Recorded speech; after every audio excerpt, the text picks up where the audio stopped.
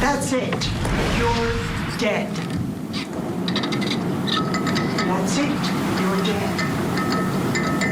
That's what Joseph Ferlazzo now remembers hearing Emily say to him. And then seeing her start to pull her pistol out from under her pillow, because these are people who slept with their guns under their pillows. He was afraid for his life, believed she was going to shoot and kill him. That's it, you're dead, she said to him. And he shot her twice in the head. This weekend, prior to this weekend, they had been living with her parents in New Hampshire for about a month. You can't. You can't hear me. Yeah. I apologize. If you want to put the. I'll just move this up. Yeah. They've been refitting a camper to turn it into a residence. They actually had a name for it, Roaming Rosie. You'll hear him testify. And it was something they planned to go cross-country up and down the East Coast.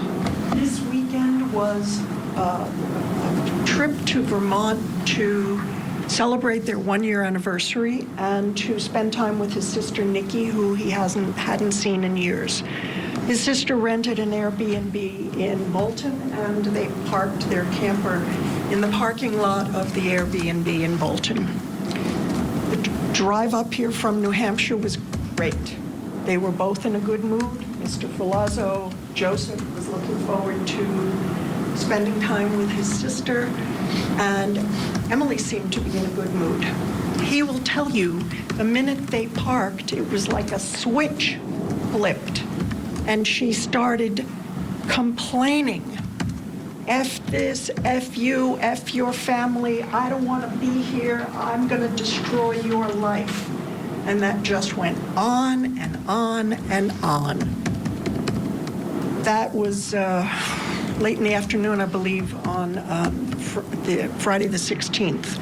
Mr. Ferlazzo did contact his sister. They made arrangements to meet.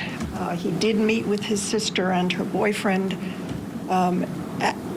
Emily was quiet, and when they got back to the camper from seeing his sister, she started again. He put on some he lit some candles because there was, he wanted to have candlelight. She didn't like it. Put those candles out. He did. She grabbed the big Yankee candle and started hitting him with it. Head, neck, shoulders, torso. He took the candle from her, but that didn't stop her. She continued kicking him, punching him all over his body. He will tell you he grabbed her arms and say, hey, you stay in your space, I'll stay in mine. This is not acceptable. And he took his dog Remy out for a walk. He came back, she was lying down in bed, and you will see pictures of their camper. It's really small. The way the bed is arranged is that it's flush against the back of the camper. His side of the bed was against the back of the camper. Her side was closer to the inside of the camper. In order to get into his side of the bed, he had to climb across her. So he comes back in, and she's still grumbling and mumbling, and I don't want to do this.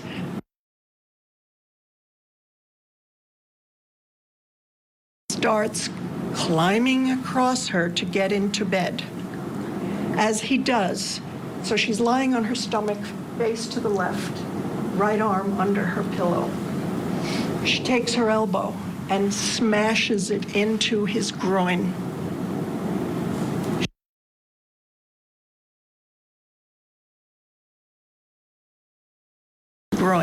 He picks up the pillow and throws it on her head.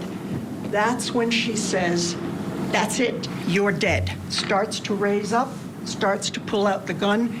He, of course, has his gun in his hand, because that's what these two people did. They believed they needed to sleep with their guns for self-protection. He already had his Glock in his hand.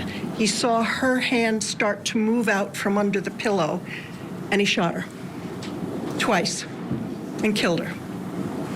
That's not in dispute. What happened is not in dispute. It's why it happened.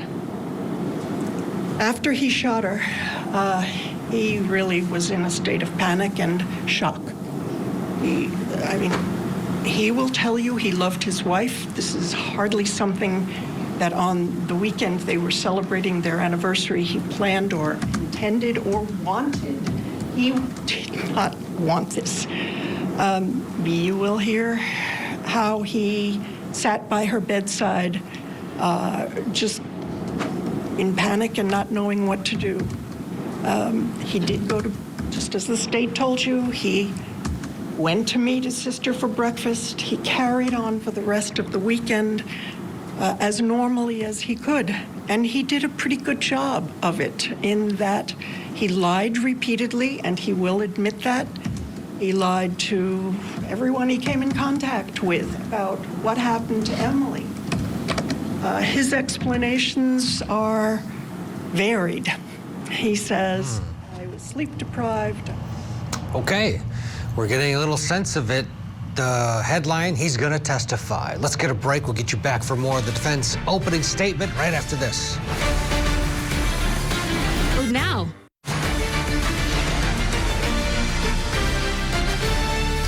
Welcome back to Court TV Live. I'm Ted Rollins in for Julie Grant. Good to be with you on this Friday morning. We're tracking a few major cases around the country. In Vermont, a new live trial, the Van life and death murder trial for Joseph Ferlazzo. Opening statements underway. We just found out the defendant's going to testify in this one. We'll get back in a moment. In Mississippi, testimony expected to resume in the missing student murder trial for Sheldon Harrington. In Arizona, Lori Vallow back in court in about 30 minutes for a status conference. Will she be representing herself in her next murder trial? We'll find out, hopefully, or maybe today. Let's now head back to Vermont, though.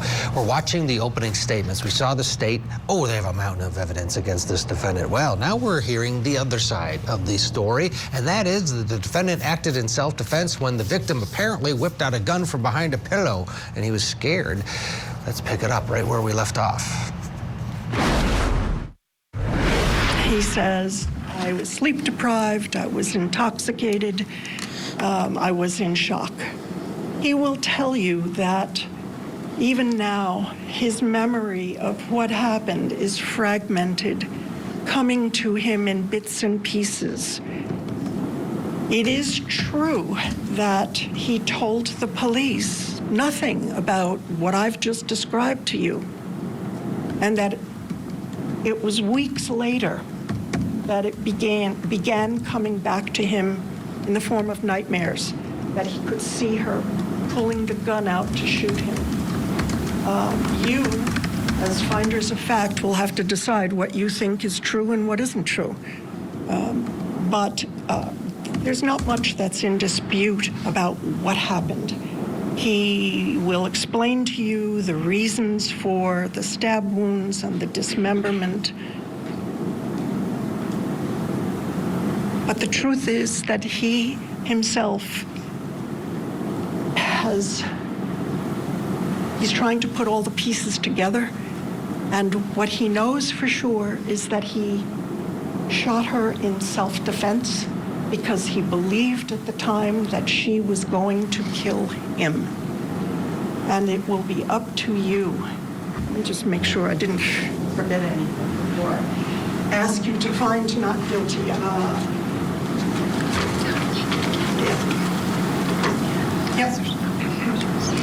Yep. It'll be up to you to decide what you believe is true and what isn't true. Is he just making up a story now to get away with it?